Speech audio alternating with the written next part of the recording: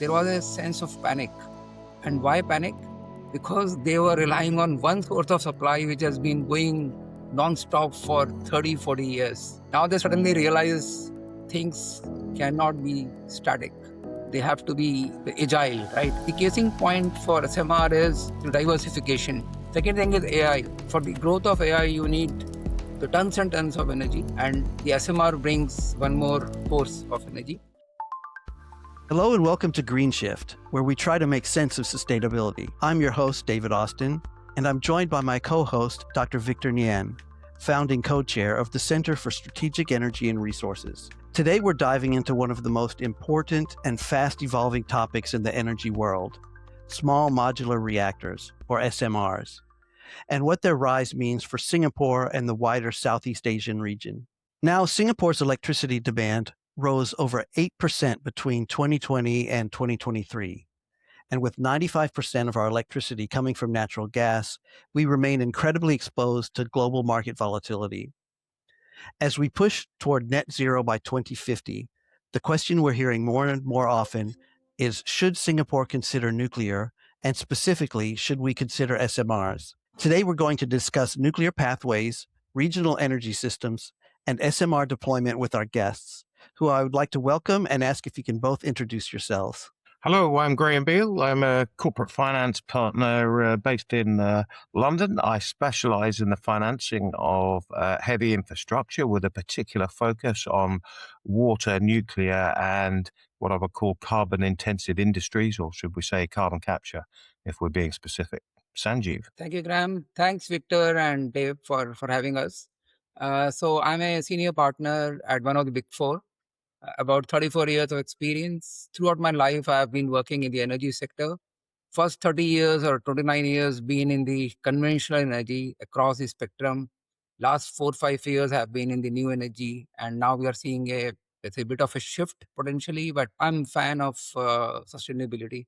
So I'm a strategy and transactions partner. If it wasn't clear before, both Dr. Nian and I are based in Singapore, and so we are starting this conversation sort of Singapore-centric, but we'll broaden it out generally to the larger region as we go along. Victor, would you like to start by setting the context about, why are SMRs receiving so much attention today? Well, thanks, David. I mean, this is really a topic that we should really talk about, especially in light of what is really happening.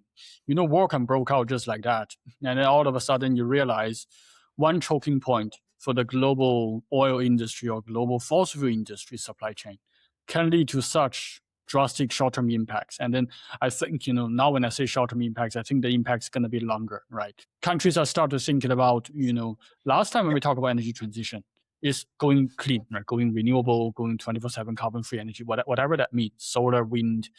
Now I think the energy transition really have a slightly different meaning. Although we're going clean energy, but I think it's going closer to what, me or CC has always been looking at, not forgetting where we're transitioning from, right? Fossil fuel, which is energy security, which is economic development. Now, in light of the problems that we have today, we need to translate to a pathway in which clean energy also brings us energy security, economic security, industrial development. And that is why nuclear has brought back onto the table. After Chernobyl, after Fukushima, people say, not in my backyard. But hey, now is the time that maybe nuclear should be in our front yard. And in fact, that might actually be the next stage of industry transformation, in addition to just being a clean energy source, right? I mean, if you think about, what could really address national energy self-sufficiency, looking at Singapore, right, we are importing all the energies, and look at what we couldn't import. All of a sudden, we have a blockade on the streets of Hormuz. Question is, what next? I think if we look at the current world, there are two topics comes to mind. One is the impact of what's happening in the Middle East, which can happen anytime in future. And second one is the growth of AI. I was in one of the Southeast Asian countries, and they were having stable supplies from the Middle East. They are into fertilizer and the whole of the energy value chain. And I could get 3 chairman level meetings in the 2 days I was there, because there was a sense of panic. And why panic? Because they were relying on one source of supply which has been going non-stop for 30, 40 years, right? Now they suddenly realize things cannot be static. They have to be agile, right? So the casing point for SMR is like it brings basically diversification to the whole thing, right? Second thing is AI. For the growth of AI, you need the tons and tons of energy. Actually, all energy sources are now useful because we need more energy than what the world has, right? And the SMR brings one more source of energy. Second thing is, even the energy sector needs AI because energy sector as such has not been very efficient as you compare to the consumer products or other sectors. So I think both go hand in hand, and I think that raises the point that SMR makes sense. And lastly, I would say, just to add on, if say Fukushima event may not have happened, which created a wrong perception about the nuclear, I think we would have been much more advanced with the nuclear. No, I think that's quite some interesting observations there, and I think what we're sort of unreservedly agreeing on here is that there is a need to balance demand and generation. And I think, Victor, if you can just say a little bit about or what your views are in terms of how governments are balancing this equation, because at the moment balancing demand with generation means probably more gas. So this gives an opportunity to step in with the possibility of small modular reactors. And certainly some of the things that we're seeing in Europe is that in areas of extreme high power need, the industrial partners are clubbing together with the view of thinking about whether or not a private off-grid SMR may well be the solution, rather than taking power from grid, which is likely to be in the longer term more expensive and possibly unreliable. So, Victor, what do you think? Yeah, I think that's exactly the point, Graham. When we think about national grids, any country, the grid is designed for dispatchable load. So that's thermal energy. If I go a little bit technical, thermal energy simply means controllable, reliable. You want energy anytime you want. So that's the word dispatchable. And in a world where we talk about phasing out fossil fuel, you need to find a compatible energy, and that's not renewable. The ups and downs and the unpredictability of renewable energy supply is simply just not enough to catch up with the industrial growth. And especially if you think about data centers or AI as the future demand for high-tech industry, these are driving up the base load demand. These are not your normal fluctuations, industrial processes or other or manufacturing whatsoever. These are really base load. So they are really pushing up the base load. So the question is, how do you then diversify in Singapore's context, the heavy gas economy? You have to look for another reliable source.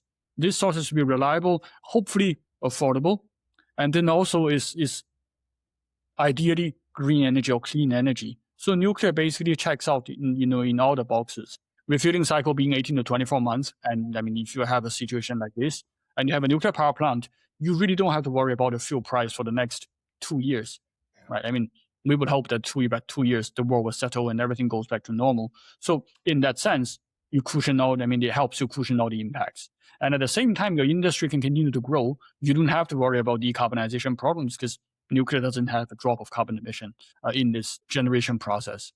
And so with that diversification, with that, clean energy production and this 24/7 carbon-free energy, that's what all the Fortune 500, the data centers, they're looking at.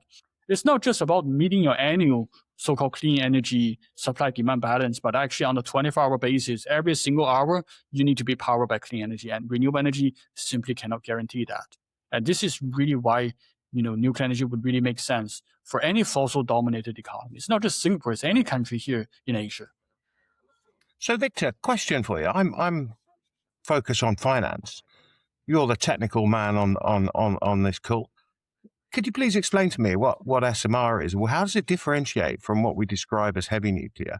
These are particular issues that I have when I'm talking with potential financiers in schemes. So put it simply, the full spelled out name is small modular reactors. Right? So basically there you have the two characteristics, small as compared to a large one. And conventional reactors, or the reactors that mostly we have seen in operation today, these are large reactors, gigawatt level. Each reactor is like 1 gigawatt.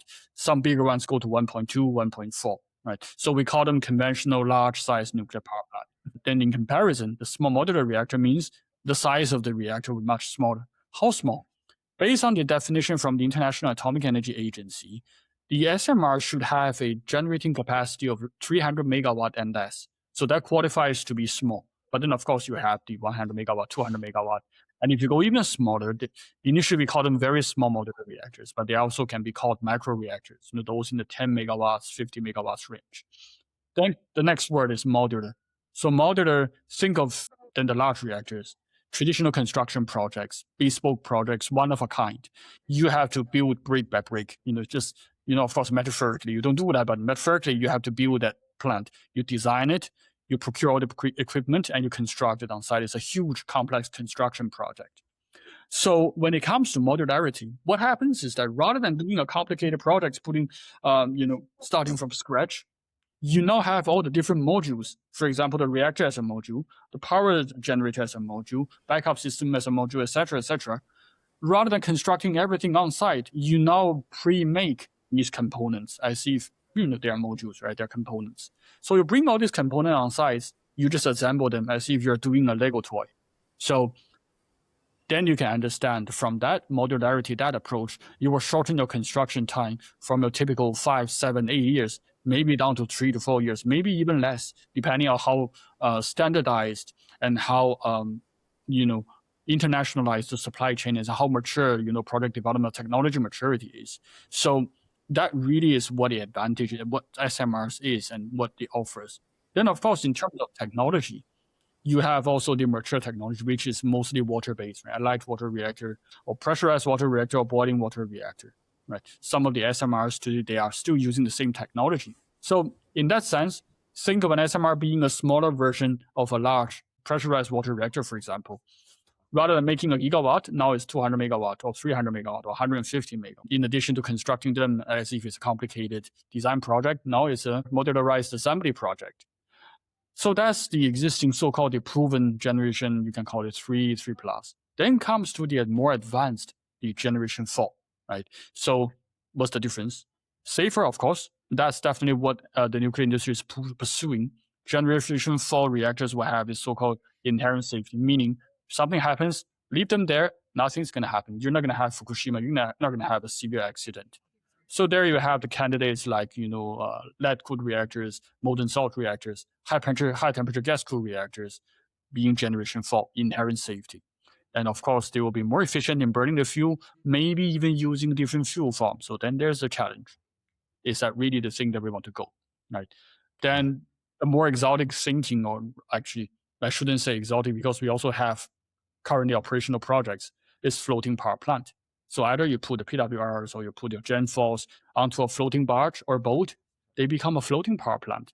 And we already have one in operation in the world today. So that's not really new. So that, Now that's very interesting. So I'm particularly familiar with what's happening here in the UK, being a UK based finance partner. But I do work around the world. Just be also very interesting to understand what the different states of development are in areas around the world. I see a lot of activity in Europe, and we're positioning certainly in the UK to probably start the finance raising competitions for our small modular reactor program, which has been publicized. It's the first 4 reactors going into a site in North Wales. But also, Victor, I think it'd be really interesting if we could understand what's happening geographically, maybe in Asia and other parts of the world, and also who the big players are in terms of the deliverers of this technology.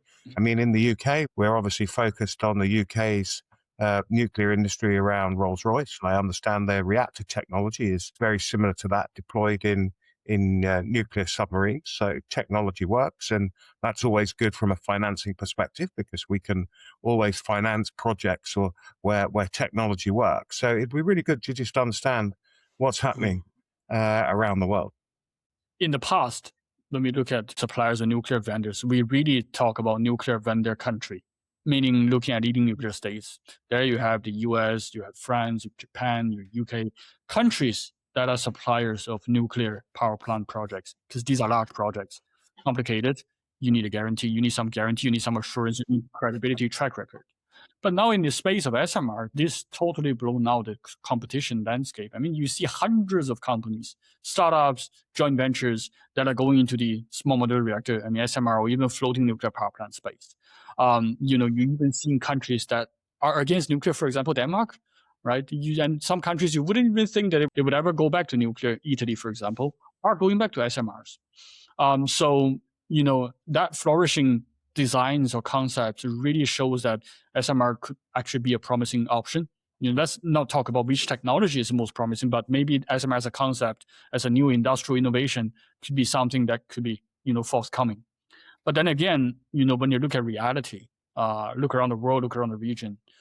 In the past, of course, US, France, UK, including Russia, these are the major nuclear states in terms of technology, in terms of capacity, in terms of domestic market. But then after the accidents, 3 Mile Island, Chernobyl, things changed, right? East Asia then become the next major market.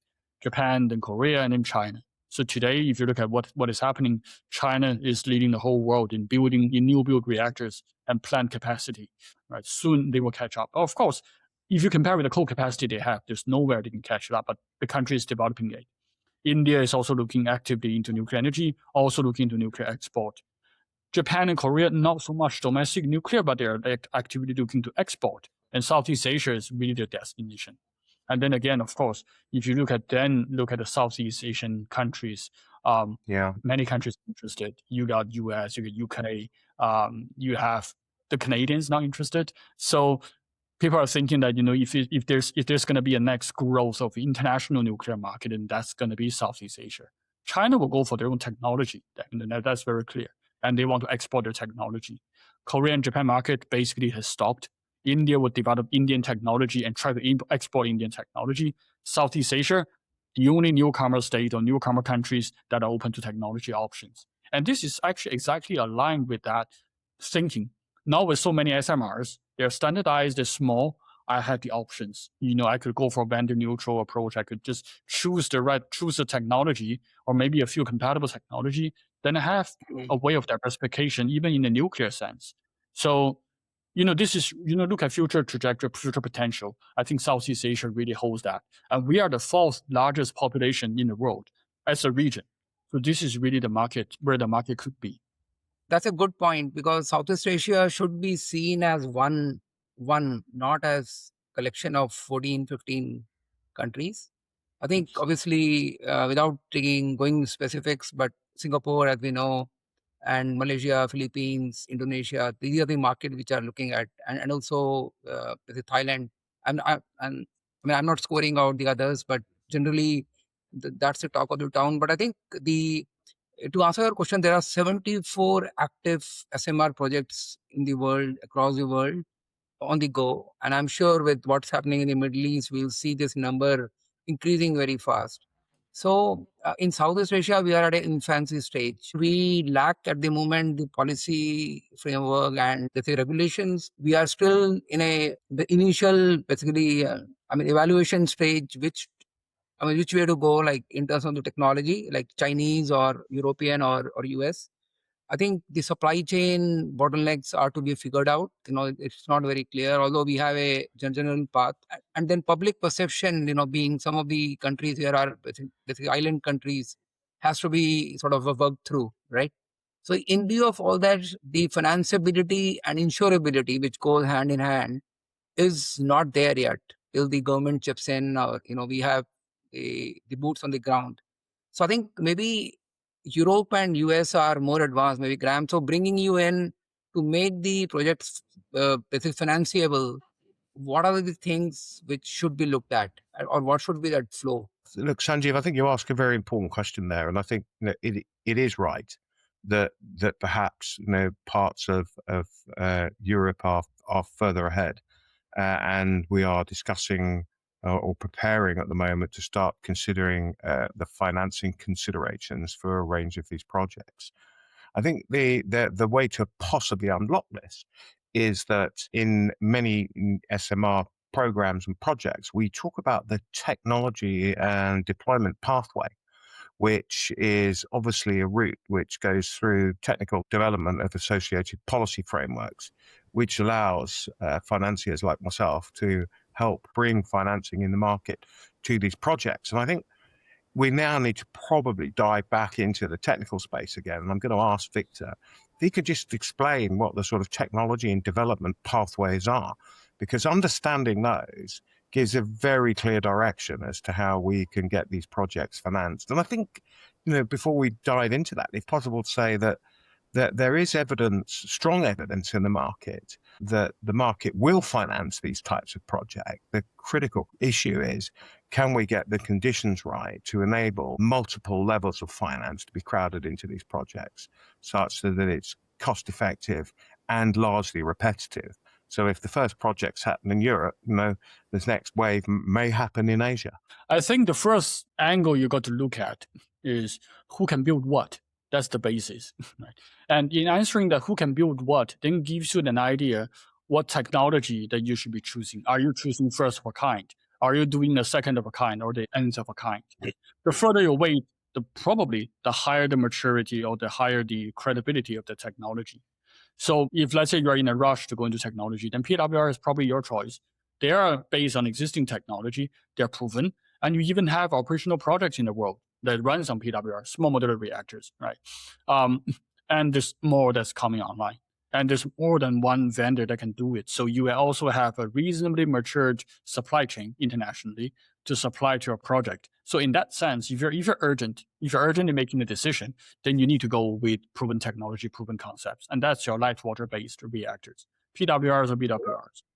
But if you're saying that, well, I'm actually more patient, but I want to prioritize something else, and the something else is higher safety, at least perceived higher safety in the minds of the public, that meaning generation 4. Or I want higher efficiency of uranium burnup, meaning now I'm talking about 18 to 24 months refueling for PWR.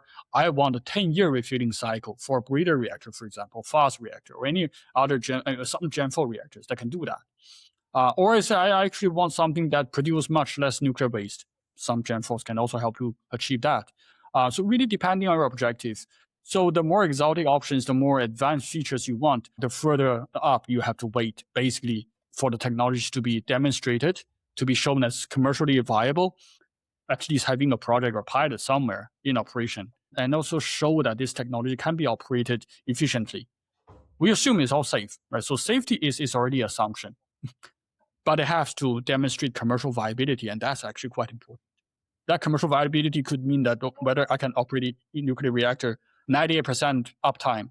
When I do maintenance, I can easily find replacement parts, and I don't have any pesky issues from engineering, design, whatever aspects of that. And then if, let's say, I call my refueling, and if I cannot get fuel from my promised vendor, I can always get fuel from someone else. I would want the technology like that. So that could mean 5 years waiting time, 10 years waiting time, 100 years waiting time. So of course, if you want to really nail down on the names of the technologies that we're seeing today, of course, PWR, BWR, I'm repeatedly mentioning these. You also have the molten salt reactors. We haven't seen one yet, but several companies are doing it. Some are better than the others. We have the so-called lead-cooled reactors that is also being developed. Some are being developed by large corporations. Some are developed by the smaller startups. We also have reactors that's running, like natrium, running on trisul fuel, next generation fuel, much safer, much more economical. But then again, the technology has not even been piloted. And then, of course, you have the floating nuclear power plant. It's proven design right now in operations in Russia, but that's the only project. Can we say that it is commercially viable? We don't know. You only have one of a kind, and you don't really have a lot of information on that, on the commercial models of that. So if there's going to be a next one in any country, we still need to see whether that is the pathway to go. But then again, if you think about the way to finance projects, some companies argue you can actually finance a floating nuclear power plant projects by leasing. Rather than build, own, operate the traditional model, you lease it from a vendor. So that also relieves you from some of the other burdens like spent fuel management, plutonium proliferation. But of course, all these things are easier said than done. But you have that option being discussed. Yeah, now that all sounds very logical, but also quite complicated in terms of integrated program planning. And certainly for all my years in the finance industry, things which are complex and require a lot of integration tend to be projects that financiers don't like or lenders don't like. Why is that? It's complicated and there's a risk I won't get my money back. So, what do you think are the key risks that governments are going to have to shoulder here in some of the early stages of these projects so that we can, as we say in the finance industry, get them away? If you talk about risks, there's risks in all directions. There's risks coming from in all aspects, starting from even choosing a place where you want to host the nuclear power plant, all the way until you open a tender, inviting bids, evaluating your bids, and then going for licensing, start construction, managing that every single step. There's a whole lot of risk in it. So actually, the key things the finance industry should be looking at is whether the government is committing to a nuclear power program, or whether the government is committing to a new build project, and whether there might be a hint that the government is going to scale up nuclear energy. So, this is really the basis, right? If there's no commitment, then there's That's no very desire. interesting, and sorry to chip in there because I think it sort of resonates with something that Sanjeev said earlier about Southeast Asia acting as a whole. In the UK, and I'm particularly familiar with the UK program, although having spent time recently in Southeast Asia, I'm getting more familiar with programs as they are developed there. But the UK is committed to a fleet of sort of 20 to 25 small modular reactors, possibly over the next 10 to 15 years. That feels like sort of deployment at scale, and is probably a program that in the long term, both developers, technology providers, and lenders can look at and see as attractive. When you were talking earlier about the power demands for some of the countries in Southeast Asia, and Sanjeev was talking about aggregation, I'm wondering here if there is an aggregation model which is a potential solution. If I think correctly, Singapore's SMR needing maybe for one and a half, possibly two, and it has a neighbour that's probably looking for power as well. So, what are the benefits of aggregation here, and what sort of model might you see being developed? If you just look at the Singapore market, our peak demand is 7 gigawatt, 8 gigawatt, right? It's not really interesting. And in Singapore, we will never go 100% nuclear. So our market is going to be limited. And also we don't have that much space, even for SMRs or macro reactors. So that's a reality. But our neighbors, the two big ones, Indonesia, Malaysia, they are really looking for energy solutions, right? I would say, I'm almost going to say clean energy solutions. I would say energy solution. Nuclear, of course, is clean energy solution. And that is gigawatt, tens of gigawatt level market potential. So, and then of course you have Thailand, you have Vietnam, you have Cambodia, Laos, 11 ASEAN countries, by the way. We have one more in the membership. But the challenge is that, while we hope that there is an aggregation of demand, there is no guarantee that all of this demand will go to one single technology. And even if they go to a family of this common family of technology, there's also no guarantee that this family of technology will be manufactured from the same facility or similar facility. So would there be an economy of multiples? That's a question that we ask. Meaning, would ASEAN countries or Southeast Asian countries bet on a common or the most preferred design or most preferred vendor? If the answer is yes, then there might be an economies of multiples, 20, 30, hundreds of the same projects. But if let's say we like 5 of the common vendors, right, then maybe there's still scale 20, 30, 20 or 30 units from each vendor. And that's the number that you just gave, Graham, for the UK. So that might still be okay, but it's a big question mark, how the aggregation might actually turn out. Yes, we have an ASEAN power grid, and we can talk about that, the ASEAN power grid, that's transferring power across ASEAN. But then again, it's up to individual countries' decision on who's the partner, who's the best partner for them. Or let's put another way, who's the most appropriate partner for the country, and and then the decision will follow that, being appropriate partner. It's all about economies of scale, looking at the project's perspective or the region, and also looking at from vendors' perspective. It's not only Singapore or the Southeast Asia region which has got the demand for SMRs. It's the whole world, right? And the vendors will choose where the maximum demand is. So on an isolated country basis, it will be very small, sort of demand coming through. But if we aggregate that brings some size and scale for the vendors to consider. That is one.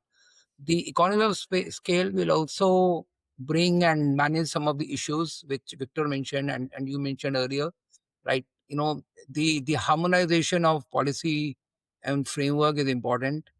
I mean, what do we do about the waste coming in? Because none of the countries would like to take the waste, right? So I think if we have a common approach, that basically decommissioning and waste management also gets addressed. Once the whole region is doing, then I think the basically public perception is also easier to manage, right? Hmm. Because then the Indonesia is doing it, so why can't we do it? Malaysia is doing it, why can't we do it? All that helps, and it will also bring certainty to the whole business and promote both insurability and financeability. I think going on a single basis will be very challenging. You won't even get supplies. First of all, you have to wait for many years. I can't Yeah. say how long. So I think I'm all for harmonization, and basically aggregation is the term you use. I want to pick up on a conversation that I heard Victor say in another setting, which, you're talking about this, which technology is going to be chosen first, how many different technologies across ASEAN. But isn't there also the issue of once you choose a technology vendor, you're kind of locked into that country's supply of nuclear material as well, and but that has its own set of challenges. Like if you're going to have Chinese technology, then that means you need to depend on China as the supplier of fuel. Is that right? And then that has other geopolitical issues that can be a challenge to work through. Yeah, you will have that issue or problem, if you will. At least by today's nuclear setup, even with SMRs, I mean, the SMRs are backed by countries somehow, indirectly, whether you like it or not. There's always a major government backing. Maybe not financially, but there is that kind of government, so-called government backing behind some of these, Mhm. most of these SMR companies. And nuclear energy is not something you build a gas turbine plant tomorrow, you make a decision and you can invest and just build it. There is still the milestone approach in which the country goes into nuclear. And that pretty much defines also who you're going to work with to develop when developing a nuclear power program, essentially who you're going to learn from. You could learn from a spread of different countries, China, US, France, UK, or you could pick one program that you think is the best and customize it to your own need. Like what happened in the past, right? China learned from the French and then they become the Chinese nuclear program. US basically helped Japan, Korea, and also France with their nuclear power programs. So you have all kinds of models to do it. Then there's a UAE, which essentially also have a template they work with and then build their own nuclear power program. So you have that. And the moment you do that, then that's where you have that 100 years lock-in with a country as a partner. Whether you choose the technology or not, you're going to have some kind of partnership deals in the longer term. And if you do, very likely it will be the case. You choose the country's technology, and depending on what the technology is, you might really get stuck with some part, if not the whole part of the supply chain. For example, critical components like nuclear reactor vessels or their steam generator, control systems. So you have that kind of lock-in effect with a vendor or with a country. Then of course come with the fuel, right? If let's say this particular technology is using a peculiar fuel or they don't have a compatible fuel design, then you're also locked in with the fuel supplier or provider for the next 100 years. But that is not a problem. On the fuel supply, it's never a problem for nuclear because it's really complicated. It's a really complicated process for you to get a fuel anyway. And the Mhm. moment you have it, it's always a long-term procurement. And so far we have not really seen an issue. Even during the Ukraine war, when you see hundreds of sanctions imposed on Russia, we're still okay on the nuclear fuel front. Yes, there's a concern, what if the Russia has an embargo and, starts to go against and, counter sanction on nuclear fuel, but it didn't really happen. We can still access nuclear fuel, we can still buy nuclear fuel. So that fear is reasonable, but it can be addressed in the nuclear context.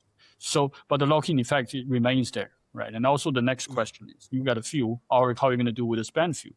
Yes, some countries like Russia, US, they offer a spent fuel take back. But what they're really taking back is really just the plutonium to make sure you're in compliance with proliferation. But the final waste will still go back to you. So you still have to worry about, high level waste storage. So yes, it addresses some of the problems and it doesn't address some others, but you do have a potential lock-in effect, at least from today's, if you make a decision today, you have that lock-in effect. 10 years later, 20 years later, this might change, but we need to wait and see whether that will really happen. Mhm. So maybe, David, I would like to add one Mm. more sort of angle to this discussion. Actually, we spoke about cost, right, Victor and Graham? I think the SMR cost is not that high, actually. If we compare the alternate fuels, right, the power generation using the SMR, the numbers I've got, and I'd like to check with you, Victor. I mean, the number is about $58 to about basically $90 per megawatt hour, right? Which we compare to basically LNG, it's between 45 to 75. Obviously, it is higher, but if we compare to basically biofuels, that's 65 to 120, and the large basic nuclear was 100 to 120. So I think it stacks within the economics, and like with the oil prices and LNG prices going up, this really makes a business case, right? Yes, and I have to add to that. If you talk to the Chinese and the Korean, they can say if you hand over everything for them, they manage the project for you. They can deliver a project with an LCOE lower than coal. So yeah, it's Oh, a wow. how much you can achieve. And it's an interesting point in the debate because I've seen different figures quoted as you have, Sanjeev. I think the critical question in terms of the making the case for nuclear is the benchmark or the comparator that you're using.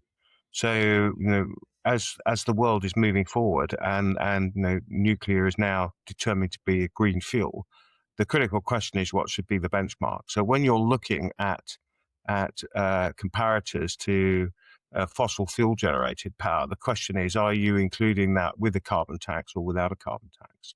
And because in the longer term, nuclear as emission free will carry no carbon tax.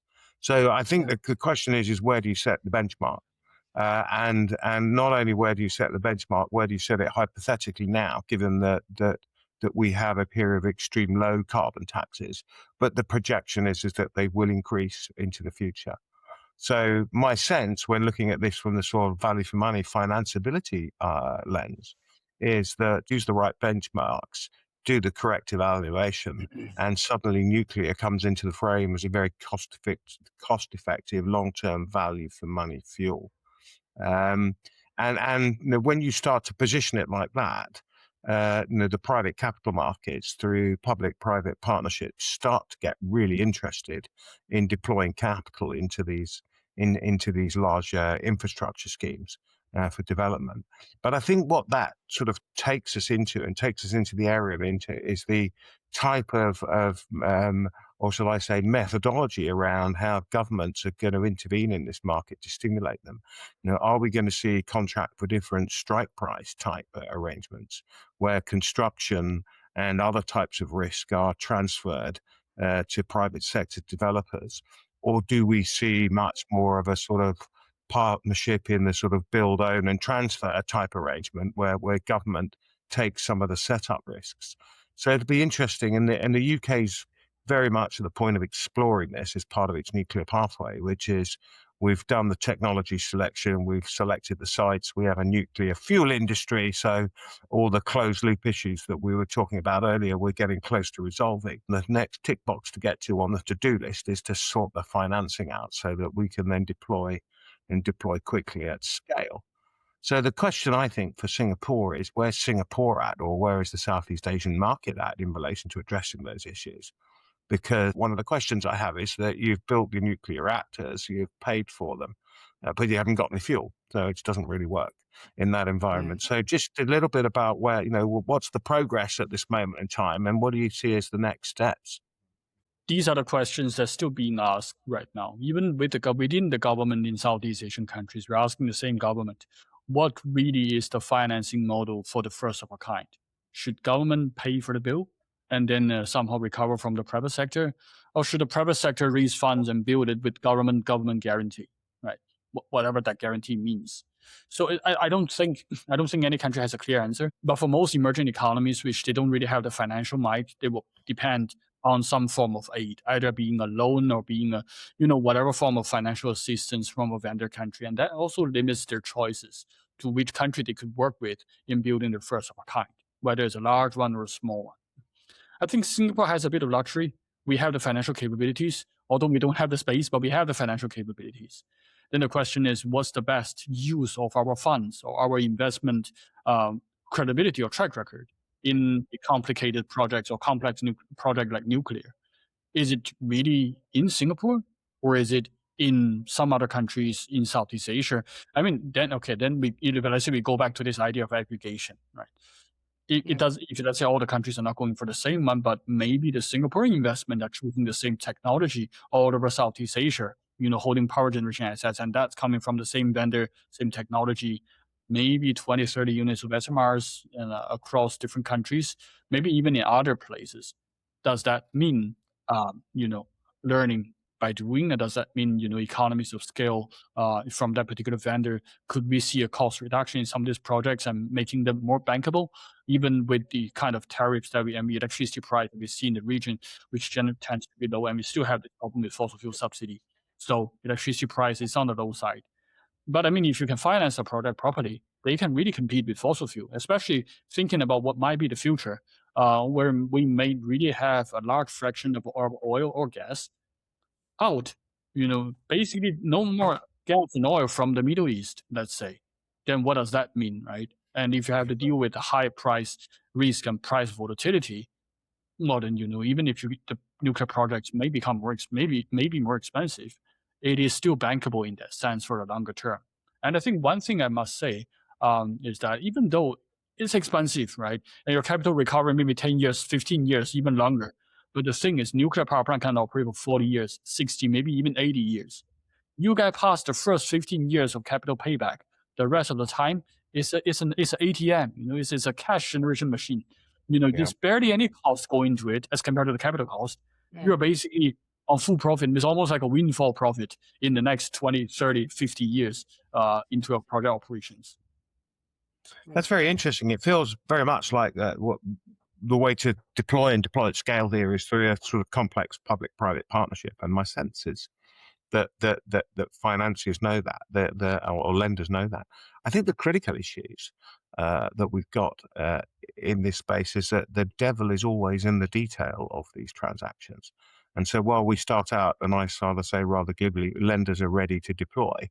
They're ready to deploy if the conditions are right and all of the issues have been resolved, and there is strong government support for it. So it feels to me like Singapore's on that trajectory or on that pathway.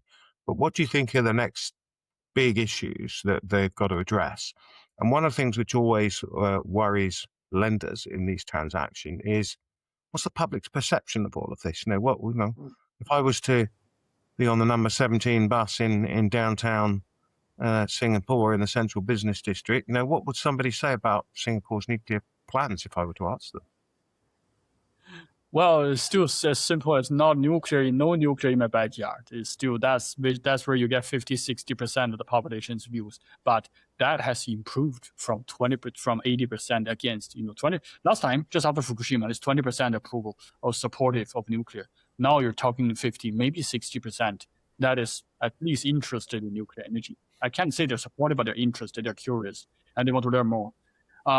So I think whether the government, how fast or the public can accept nuclear, in a way, also is the burden of the government, how strongly they are in committing to public education. And of course, that's the role of everyone and anybody, including the four of us. If let's say we're interested in nuclear, and we believe that nuclear energy is the future, and with credible facts backing our argument, I think then we all have the responsibility for that public education. We can't say, it's just the role of government. No, civil society, industry professionals, everybody has a role in doing that.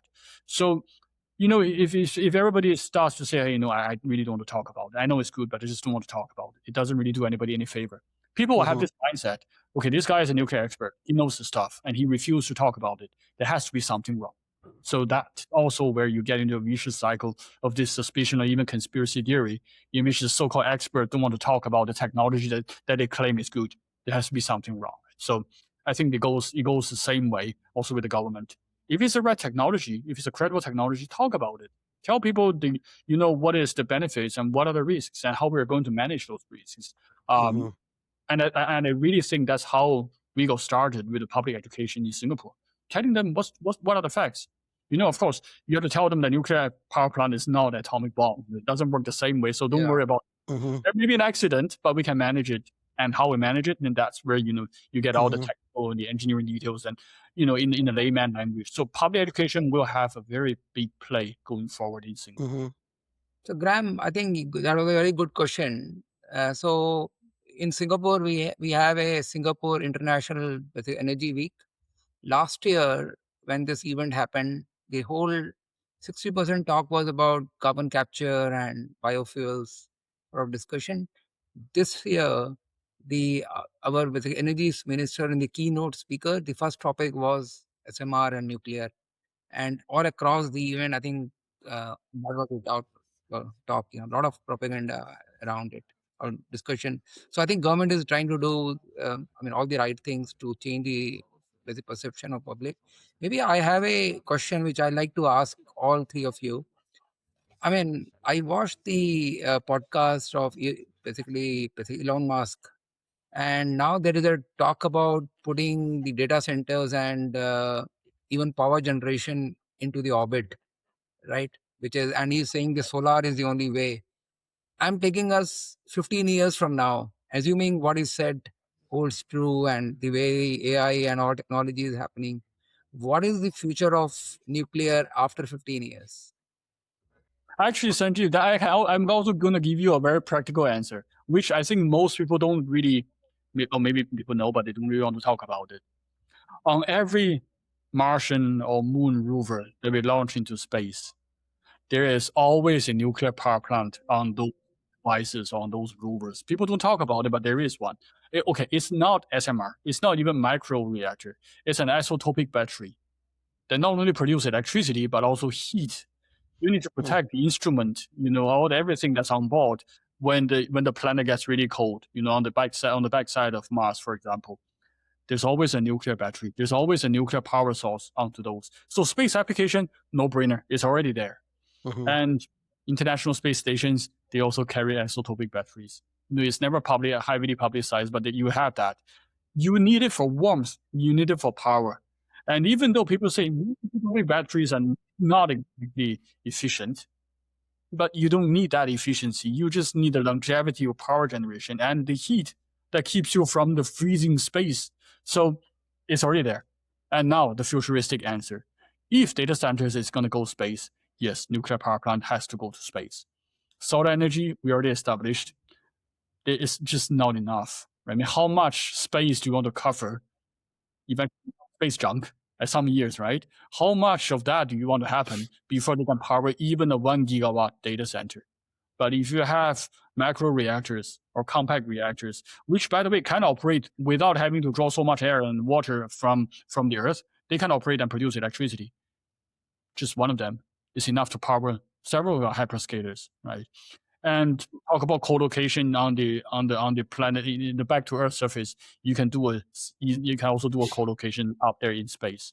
So yeah, if the competition is there, you move the power source there, and then the space is also highly radioactive. So you really don't have a radioactive hazard concern in that sense. Yeah, it's interesting developments and discussions there, and I must admit I hadn't thought about the concept of deploying nuclear into space and lifting all of our data centers into space. But I think the critical issue which you're actually asking there, Sanjeev, and Victor is commenting on is when does the world think it's going to get to peak power in terms of power baseload modeling, in terms of what it is that we need. And my sense is that there are increasing power demands in Europe as we end up with what I would call energy switch. The move towards the use of electric vehicles is placing greater demands on grids for more power. And as we look at generative sources, there is a desire not to use fossil fuels in that generation. So the answer is a move towards nuclear.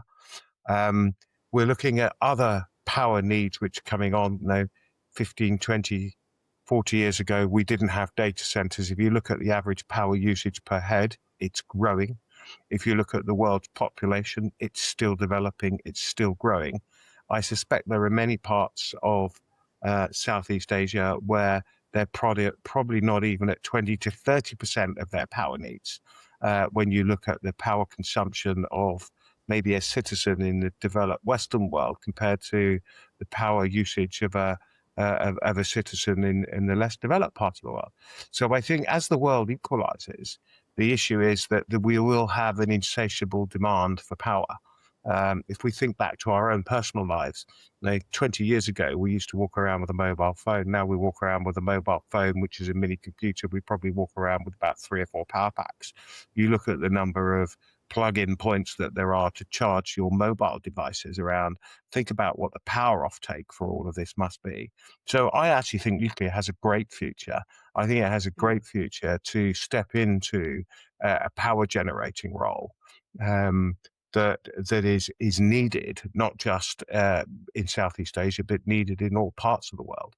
And I see that we're on the sort of cusp of the next nuclear generation, where a range of small modular reactors and probably advanced modular reactors will come along to meet power needs.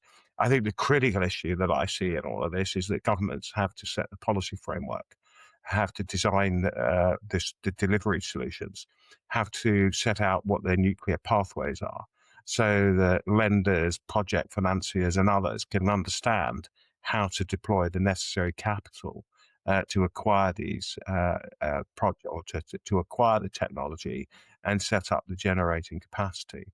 The critical issue is that, as with any system, there are going to be risks. And I think for the first of the kind projects, the critical issue is going to be what's government's reaction to shouldering some of these risks.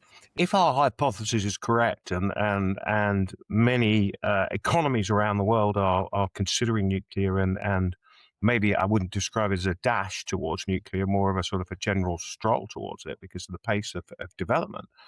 The critical question for me is what are the pinch points on all of this? I mean, I've heard that anecdotally, there may not be enough nuclear fuel around to power all of the reactors going forward. And my understanding is supply chains in the mining of yellowcake and the refining of yellowcake into usable fuel it takes time.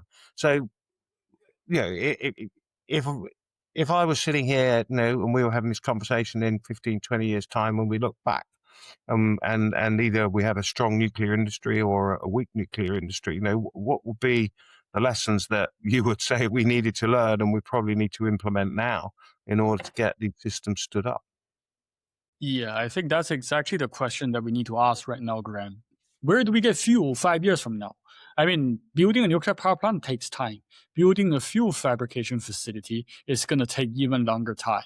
And to find sufficient uranium to go around for everyone, and if you assume there's going to be a flourishing of SMR, everybody starts to love SMR. Everybody wants to have 1 of 2 or 3, 5 of them.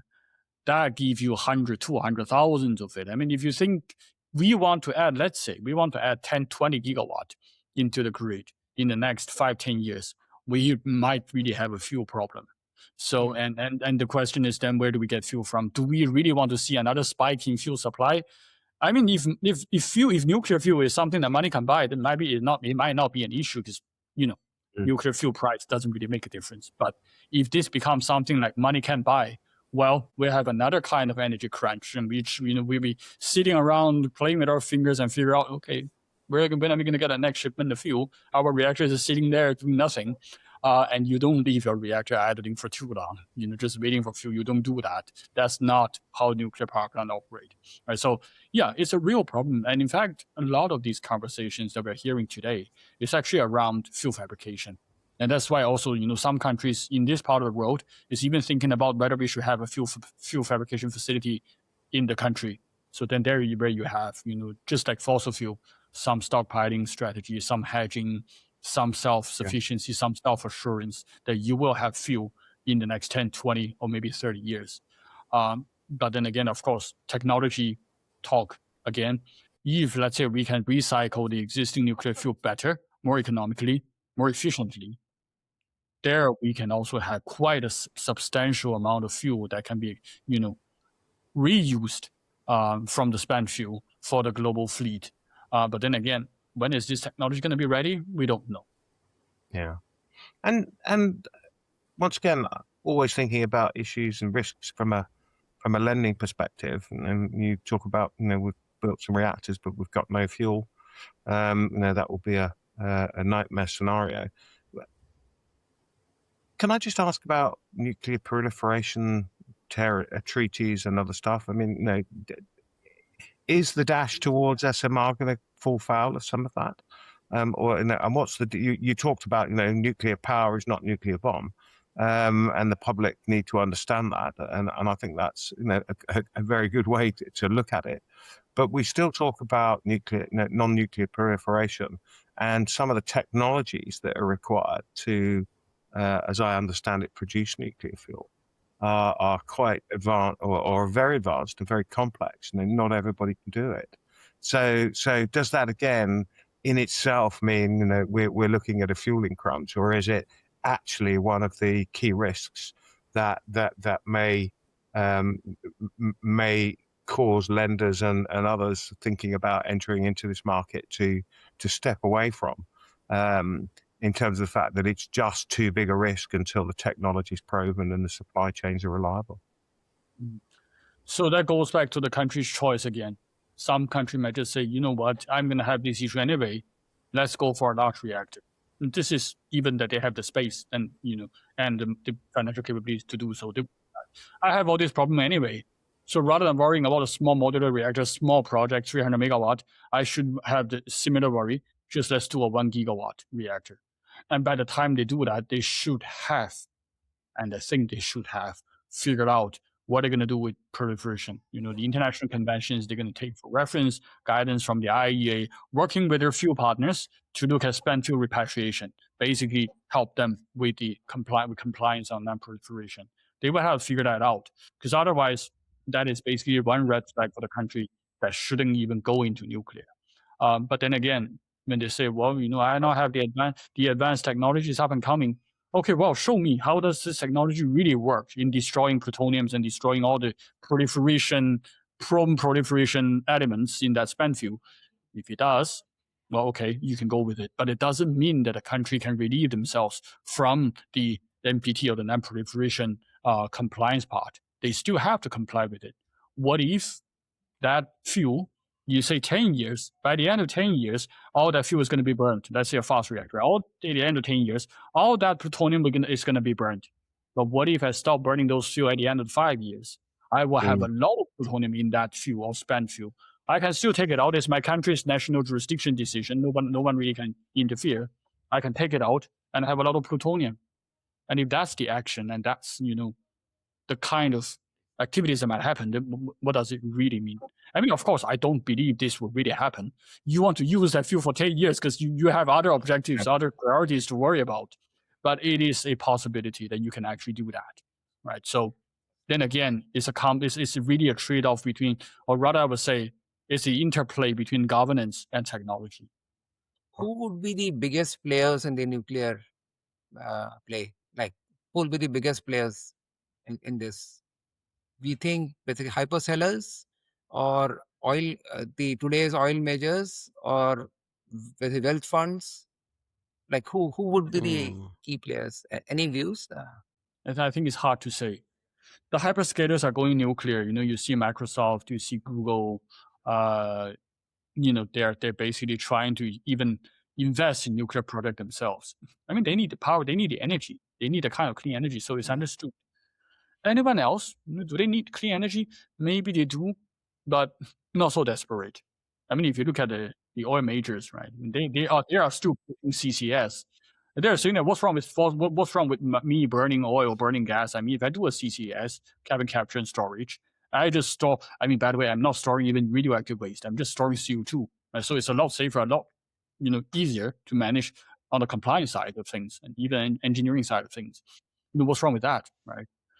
So you have that kind of counter argument. But then again, people are also saying that nuclear could be a measure for the hardware-based sectors with, let's say a Gen 4 high-temperature gas-cooled reactors, right? You can use it for, let's say, hydrogen production, chemical industry.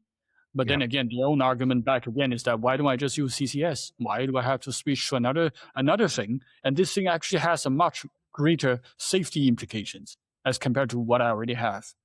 Then that's where you have the resistance, you have the pro-nuclear debate. Who's really going to be the biggest buyer, if you will, of nuclear energy? Well, I think it's still something that we need to see.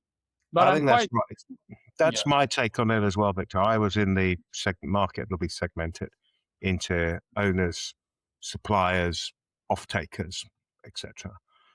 So probably 2 or 3 leaders will emerge in each of those segments and sectors, and those that have got sort of first mover advantage in developing projects may obviously play out as the biggest owners, users, developers, suppliers in the future, which is why I think there is so much to play for when in what I would call government sponsored nuclear programs at this moment in time.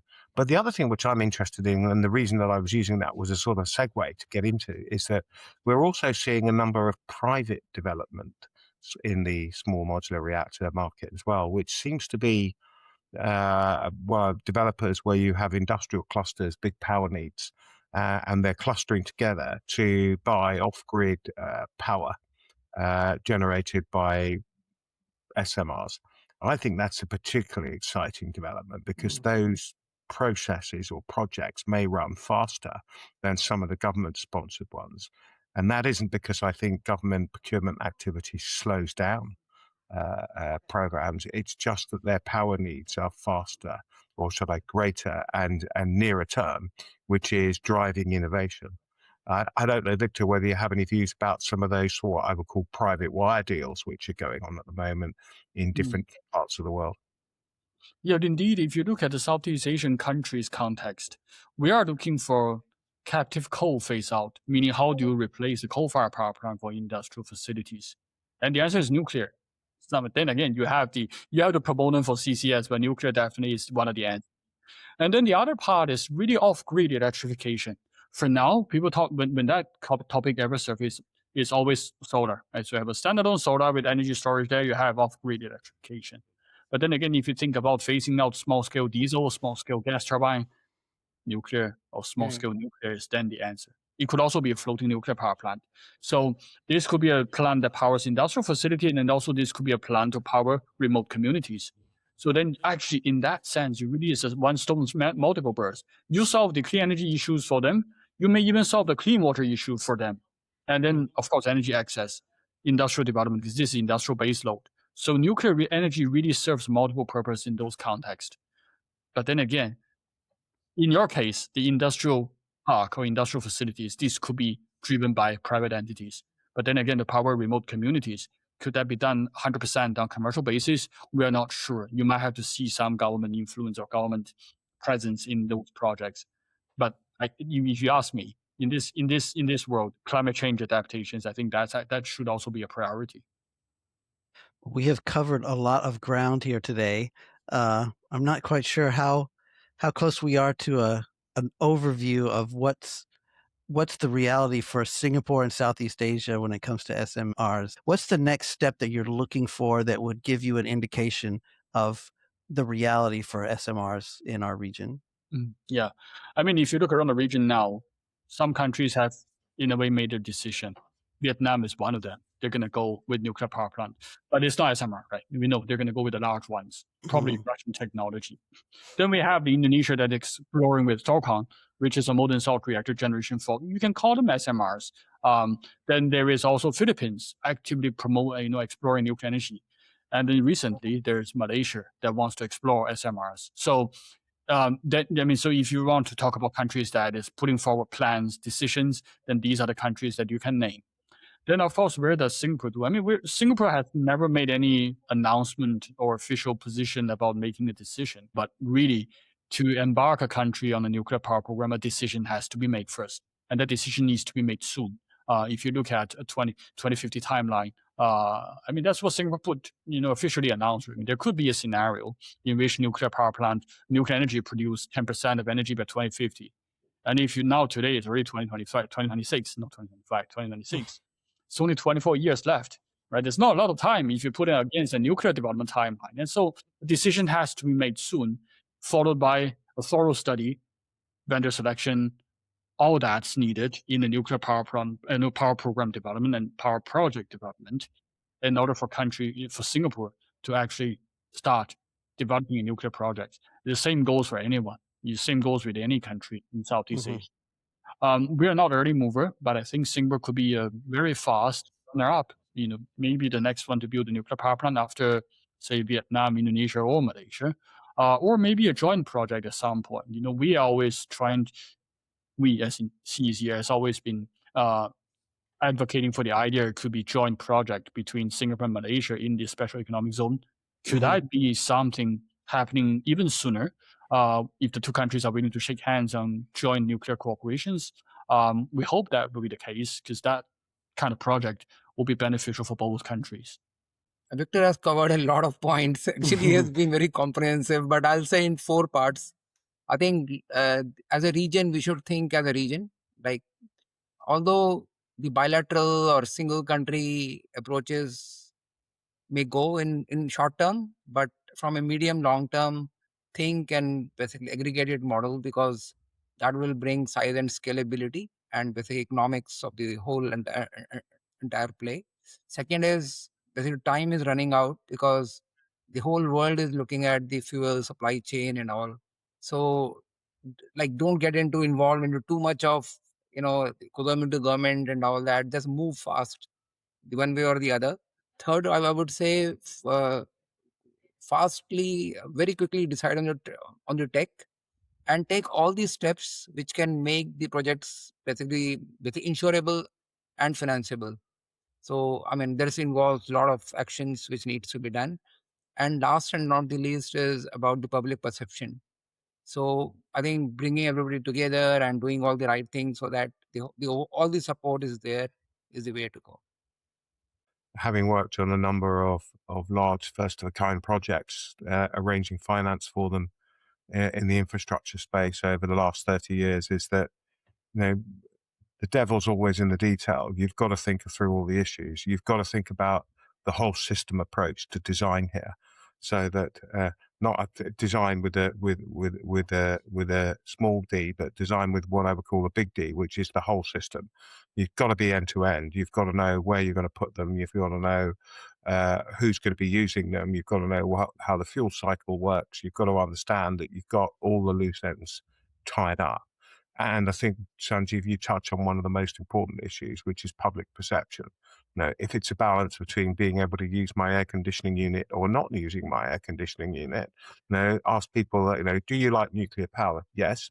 But we might not have enough power, so you'll have to turn off something. Maybe it's your air conditioning unit. Would you use electricity generated by nuclear power on your air conditioning units? And if the answer is yes, that works, then where is the problem?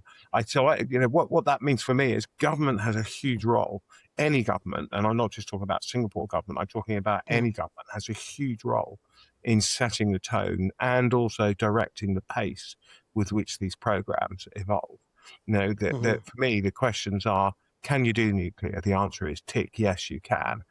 Is it being done now? Yes, it is. So the questions that really are, what is your timeline and what are your timescales? I mean, Victor talks about, nuclear by 2050. My argument would be you could probably do it nuclear by 2040 or 2045 if you wanted, if government was driving the issues hard, understanding what the bottlenecks in the system are that need to be resolved, and laser-like focused on delivery.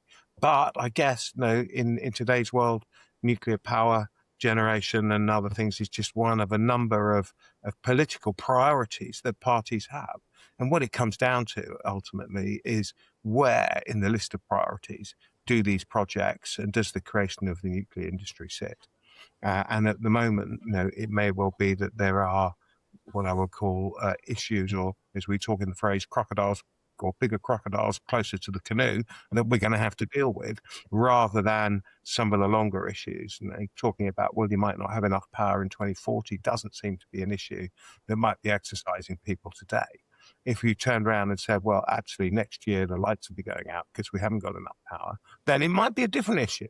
Ultimately, as the UK government found out after it had a long period of time where it didn't replace its existing nuclear reactors, design, or should I say, from when you decide ultimately you're thinking about going nuclear to when you actually start nuclear generation, is probably 20 to 25 years because of the design development cycles which are involved. So the issue is, if you don't make some decisions soon, you may not even hit the 2050 deadline. Absolutely. Well, thanks everyone so much for your time. The devil is in the details, and there's a lot more details to get into, but I think this was a really fascinating discussion. We certainly covered a lot of ground, and we'll be continuing the discussion in further future episodes. But thanks to all of you for joining us today. Really appreciate it. Thank you, Thank you very Victor. much. Thank you, David.